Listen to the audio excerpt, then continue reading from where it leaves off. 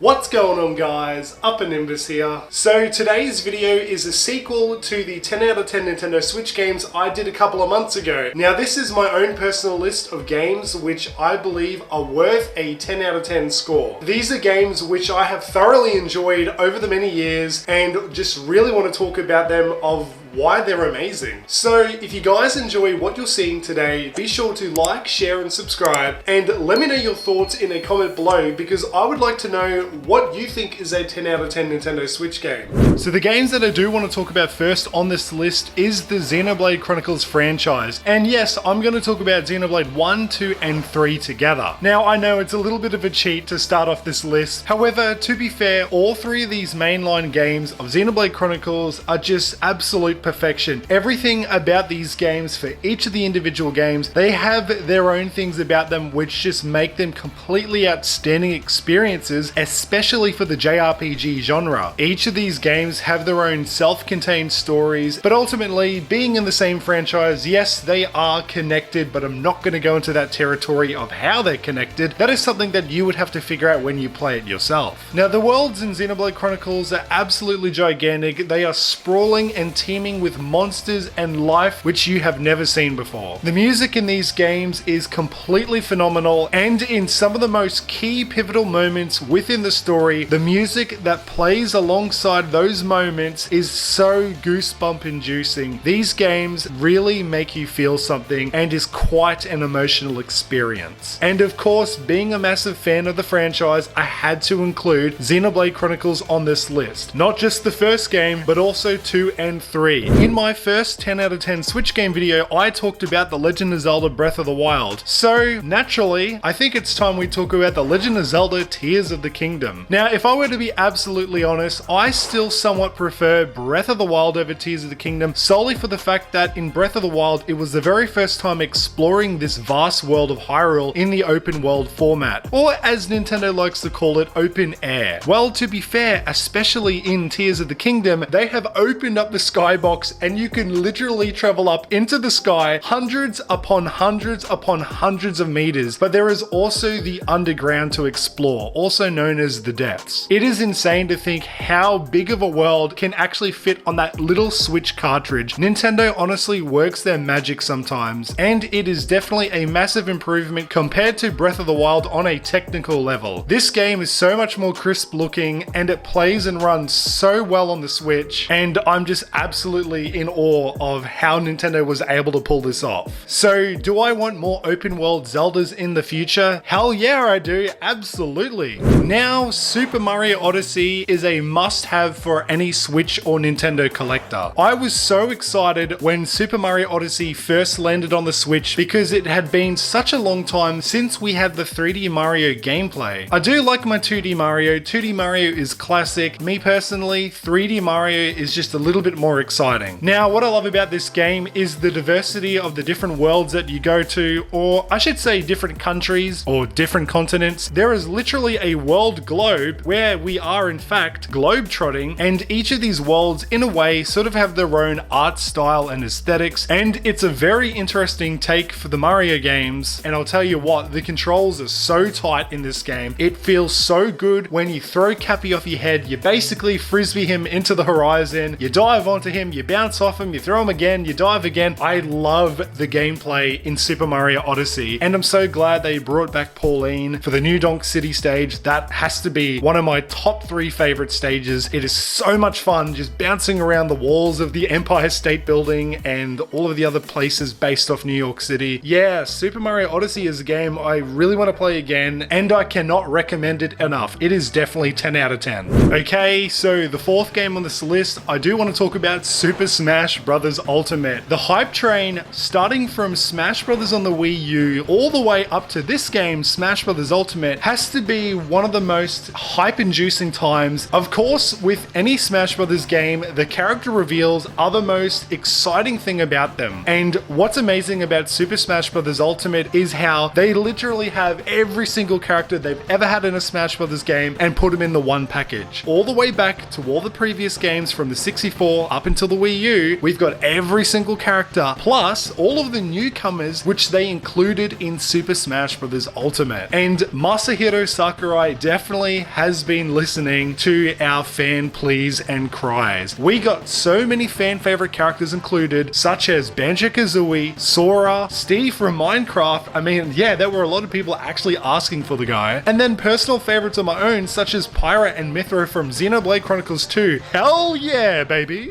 So we do have a 2D platformer on this list, and that is Donkey Kong Country Tropical Freeze. Now this game enhances the 2D platforming elements from the original Donkey Kong Country from the Nintendo Wii. These developers at Retro Studios really came up with some of the most intuitive and thought-provoking ways of jumping from platform to platform. This game honestly takes advantage of its terrain and turns it into a platforming wonderscape. And I'm so glad that they included Dixie Kong. I love Dixie Kong's hair-spinning helicopter flying mechanic, and then Cranky Kong with the cane bounce inspired from Scrooge McDuck, and then there's also Funky Kong with new funky mode. Technically, I'm only halfway through this game because I've done 100%, but the true 100% is doing 200%. That's some pretty intense, hardcore platforming challenges right there. This game is just so pretty and the music is amazing. For a 2D platformer, this is one of the best 2D platformers I've ever played. This absolutely deserves 10 out of 10. Ah yes, Animal Crossing New Horizons. This game blew up insanely with sales back in 2020 for very obvious reasons.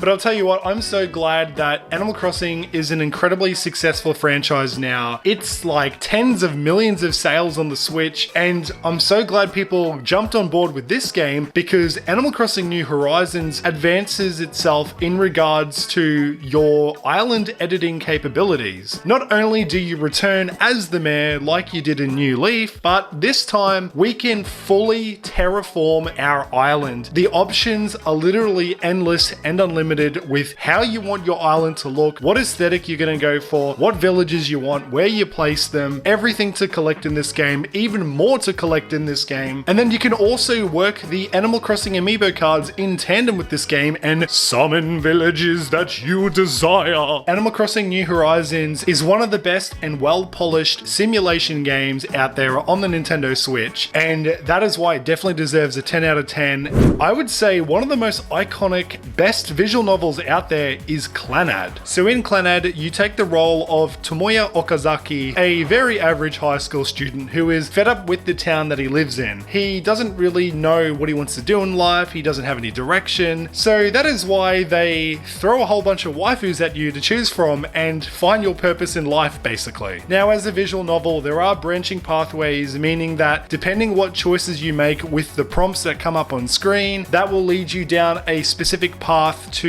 court one of the girls. And of course, the goal of the game is to eventually go down every single path, date every single girl, help them with their troubles, their sorrows, their worries, their traumas of the past, and ultimately find the answer for who you are and what your purpose is. Having this game on the Nintendo Switch is absolutely perfect because I do believe that the Nintendo Switch is ideal for visual novels. Being a portable system, visual novels, it's something you can boot up, play for a little bit, or even play for a good while. It's just the type of game to play portably, and absolutely a 10 out of 10 visual novel that you should play. Like I mentioned at the start of the video, I would actually love to hear your thoughts on what you think is actually a 10 out of 10 Nintendo Switch game. I'm sure there's games in your collection which you would deem 10 out of 10, which I don't have in my collection or even mentioned in the video. Once again, if you did enjoy the video, please be sure to like, share, and subscribe. And yeah, leave me that comment because I would love to hear your thoughts. So until the next time, everybody, Upper Nimbus is signing off.